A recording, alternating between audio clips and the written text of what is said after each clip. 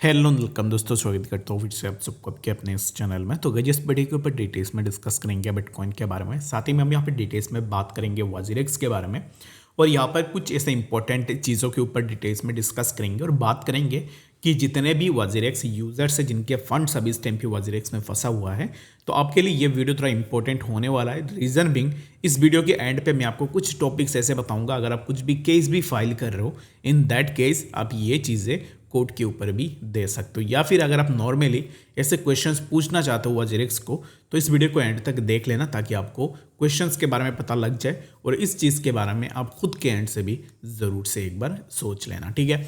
तो सबसे पहले अगर हम बात करें तो ऑलरेडी लेमिनल के बारे में, लेमिनल एंड वाजिरेक्स के बारे में आप सबको पता भी होगा कि एग्जैक्टली लेमिनल है क्या, वाजिरेक्स में यहाँ पर लेमिनल क्यों अभी इस टाइम पे इन्वॉल्व हो रहा है हर चीज़ के ऊपर। इसके ऊपर हमने पहले भी डिस्कस करके रखा हुआ था, तो इस वीडियो के ऊपर भी यहाँ पर ना थोड़ा मैं ऊपर ऊपर आपको बताने की कोशिश करूंगा कि एग्जैक्टली लेमिनल है कौन, ठीक है। तो सबसे पहले हम चलते हैं बीटीसी के चार्ट पे और यहाँ पर देखते हैं कि एग्जैक्टली बीटीसी के प्राइस में क्या मूवमेंट हो रही है, ठीक है। अगर हम बीटीसी के चार्ट को देखें तो right now the price of BTC is consolidating in A sideways move, जहाँ पर बीटीसी के प्राइस में कुछ ज़्यादा मूवमेंट्स हमें देखने को नहीं मिल रहा है, ठीक है। अगर हम देखेंगे तो ये जो पार्टिकुलर ट्रेंड लाइन है जिसके ऊपर हमने मॉर्निंग में भी डिस्कस किया था, एंड अगेन अगर आप देखोगे the price is trying to sustain this particular strip trend line support. इस ट्रेंड लाइन को मैं स्ट्रिप ट्रेंड लाइन इसलिए बता रहा हूँ, रीजन बिंग यहाँ पर अगर आप इसी पर्टिकुलर वीक को देखोगे, इसको मैं अगर यहाँ पे मार्क करता हूँ तो फिर आपके लिए थोड़ा इजी रहेगा। तो इसी पर्टिकुलर वीक को अगर आप देखोगे तो यहाँ पर एक बार सपोर्ट हमें देखने को मिली, एंड अगेन जो यहाँ पर continuation of the movement on this particular trend line, यहाँ पर इसी पर्टिकुलर ट्रेंड लाइन के ऊपर ही एक मूवमेंट हमें देखने को मिली है, ठीक है। तो अभी इस टाइम पे for now what I am expecting from the price of BTC is that कि प्राइस थोड़ा साइडवेज में कंसोलिडेट करेगी, but the overall move for the BTC will remain in the up trend, जो कि मैं पहले से ही आपको बता रहा हूँ। And again I am expecting $70,000 zone in BTC end of this October, ठीक है। Before the ending of October $70,000 का जो मेरा टारगेट है वो स्टिल यहाँ पर मैं अभी इस टाइम पे इसके लिए एक्सपेक्टेशन लगा रहा हूँ। बाकी आपका क्या ओपिनियन है बीटीसी को लेकर, आप मुझे कमेंट सेक्शन में भी ज़रूर से बता सकते हो, ठीक है। अभी अगर अब यहाँ पर प्राइस नीचे आती है, राइट नाउ प्राइस के ऊपर जो करेक्शंस हो रही है, तो इसमें मैक्सिमम क्या फॉल हमें देखने को मिल सकता है। तो मैक्सिमम जो फॉल रहेगी बीटीसी में वो रहेगी 66,400, ठीक है। तो beyond this particular zone I am not expecting anything, और मेरे हिसाब से प्राइस में अगर फॉल आती है तो मैक्सिमम 66,400 के आसपास हम आएंगे। उससे नीचे अभी इस टाइम पे मैं एक्सपेक्टेशन नहीं लगा रहा हूँ, ठीक है। तो बाकी आप क्या सोच रहे हो बीटीसी को लेकर, आप मुझे कमेंट सेक्शन में भी ज़रूर से बता सकते हो। और मेरे हिसाब से अभी इस टाइम पे जितने भी लोग बाइंग के लिए सोच रहे, तो लॉन्ग टर्म बाइंग के लिए अभी इस टाइम पे आप पार्ट्स में अपना बाइंग भी बना सकते हो अगर आपको बाइंग करना है तो, ठीक है। बाकी कोई भी फाइनेंशियल एडवाइस नहीं है, आप अपने अकॉर्डिंग ज़रूर से रिसर्च करना किसी भी चीज़ के ऊपर डिसीजन लेने से पहले, उसके बाद जाके ही आप अपना डिसीजन को ले सकते हो, ठीक है। तो बात करते हैं अभी इस टाइम पे वाजिरेक्स के बारे में। तो मैं कुछ क्वेश्चंस की बात कर रहा था। अभी इस टाइम पे देखोगे कुछ ऐसे यहाँ पर लोग हैं जिनके फंड्स आईएनआर में वाजिरेक्स में फंसा हुआ है, ठीक है। तो अभी यहाँ पर वाजिरेक्स के में जितने भी लोगों ने, लेट सपोज कि हैक हुआ था जुलाई में, ठीक है, जुलाई 17 या 18 में हैक हुआ था, मैं एग्जैक्टली उस चीज़ को भूल चुका हूँ, ठीक है। अभी इस टाइम पे जिस टाइम पे हैक हुआ था, हैक होने के बाद कुछ ऐसे लोग थे जिन्होंने आईएनआर डिपॉजिट किया था वाजिरेक्स एक्सचेंज के ऊपर। इस चीज़ को समझना आप इजीली, जब हैक होती है, हैक होने के बाद जो लोगों ने आईएनआर डिपॉजिट किया था वाजिरेक्स एक्सचेंज में, उन लोगों के पैसे भी अभी तक फंसे हुए हैं, ठीक है। यानी कि आफ्टर द हैक पैसे जो उन्होंने डाला था एक्सचेंज में, वो पैसे अभी इस टाइम पे वाजिरेक्स लोगों को नहीं दे रहा है। ये मैं समझता हूँ, ठीक है। चलो यहाँ पर एक टाइम पे हम ये समझ लेते कि जो फंड्स हैक हो गए, हैकिंग में जो फंड्स चले गए, उसके ऊपर हम बात नहीं कर रहे, but we are discussing about the funds जो हैक में इम्पैक्ट नहीं हुए हैं। तो फिर आपने उन फंड्स को क्यों अब इस टाइम पे रुक के रखा हुआ है, ठीक है। तो ये एक बहुत बड़ी पॉइंट है, ये हम सबको इस चीज़ के ऊपर देखनी चाहिए। रीज़न बिंग ये ना, आप जब भी इस चीज़ के बारे में सोचते हो तो फिर कुछ भी यहाँ पर ना सेंस नहीं बनती है कि एक्सचेंज हैक हुई है, ठीक है, हमने मान लिया कि एक्सचेंज हैक हुई है, बट एक्सचेंज हैक होने के बाद जिन्होंने पैसे डाला उनका पैसा क्यों आपने रुक के रखा हुआ है। तो इसमें कुछ अगर आपके पास जवाब है तो फिर आप उसको लेकर आंसर कर सकते हो।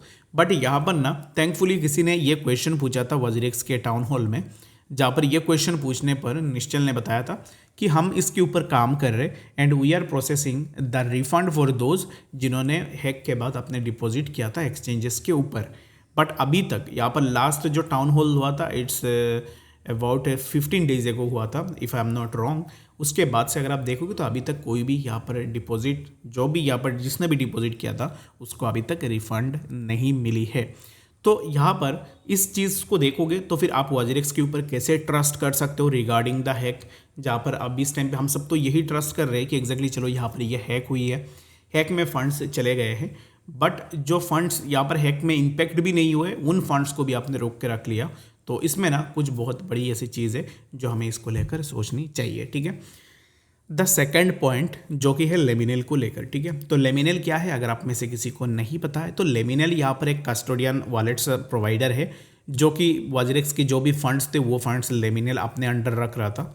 और उसमें क्या है कि वजीरेक्स ने यहाँ पर ब्लेम किया है कि लेमिनेल की तरफ वजह से हैक हुई है, बट लेमिनेल बार बार यही एक्यूज़ कर रहा है। अगर आप जाके किसी भी यहाँ पर फॉर्म पे देखोगे, लेमिनेल के ऑफिशियल ट्विटर हैंडल पे भी देखोगे तो वहाँ पे वो क्या कह रहे हैं कि अगर आपने पहले हमें यहाँ पर बताया था कि हमारे वजह से हैक हुई है, बट स्टिल आप क्यों 175 मिलियन के आसपास जो है ना अपने फंड्स लेमिनेल के ऊपर रख रहे हो। यानी कि लेमिनेल यहाँ पर डायरेक्टली यही बता रहा है कि वजीरेक्स की 175 मिलियन कस्टडी के अंदर अभी इस टाइम पे लेमिनेल कस्टडी के अंदर है, ठीक है।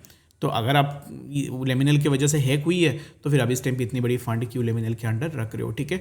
जो भी चीज़ें मैं बता रहा हूँ वो ऑन नोट है, जो कि अगर आप न्यूज़ेस में जाके देखोगे तो फिर वहाँ पर भी आपको चीज़ें इजीली अवेलेबल हो जाएंगे। बाकी किसी को चाहिए सोर्सेस तो उसके लिए भी मैं लिंक प्रोवाइड करवा दूंगा डिस्क्रिप्शन में, या फिर ट्विटर में भी जाके चेकआउट कर सकते हो, ठीक है। तो ये दो चीज़ें हैं जो कि वजीरेक्स की तरफ से मुझे यहाँ पर बहुत ज़्यादा ऑड लगा। And the third thing is that कि आप इतने बड़े यहाँ पर ओनर हो एक क्रिप्टो एक्सचेंज की, जो कि इंडिया का one of the best crypto exchange एक टाइम पे था, और आप भी इस चीज़ को लेकर ना बहुत ज़्यादा बोलते थे कि हम सबसे ज़्यादा हम बेटर है, हमारा एक्सचेंज सबसे बेस्ट है।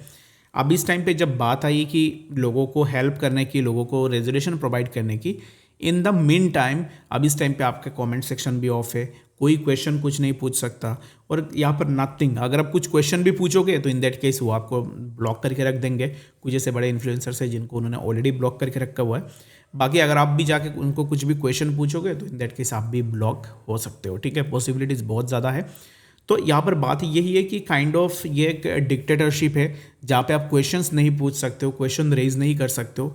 Being a owner of an crypto exchange, अब इस टाइम पे अगर मैं भी कुछ यहाँ पर टफ क्वेश्चन आपको पूछूं, इंस्टीड ऑफ ब्लॉकिंग मी और instead of making any kind of nonsense statement about me, आपको आंसर्स देने चाहिए जो भी वैलिड आंसर्स हो। अगर आप सही हो अपने काम पे तो फिर आपको अपने आंसर्स देनी चाहिए। अदरवाइज अगर आप कुछ गलत कर रहे हो, इन दैट केस आप ब्लॉक भी करोगे, गाली भी दोगे, और उसके बाद कुछ आंसर्स भी प्रोवाइड नहीं करोगे, ठीक है। बस यही चीज़ है जिनके ऊपर मैं बात करना चाह रहा था, और बाकी आने वाले टाइम में जो भी अपडेट्स निकल के आएगी उसके ऊपर मैं ज़रूर से डिस्कस करने की कोशिश भी करूँगा।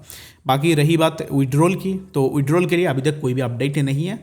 इन माई ओपिनियन विड्रॉल हो सकता है कि एंड ऑफ दिस ईयर मिले, या फिर न्यू ईयर में हमें विड्रॉल देखने को मिल सकता है। बाकी जो भी होगी उसके ऊपर हम आने वाले टाइम में डिस्कस करने की कोशिश करेंगे, और आपका कुछ भी डाउट होगा तो कमेंट सेक्शन में ज़रूर से बता सकते हो। और मिलते हैं नेक्स्ट अपडेट्स के साथ, तब तक के लिए गुड बाय।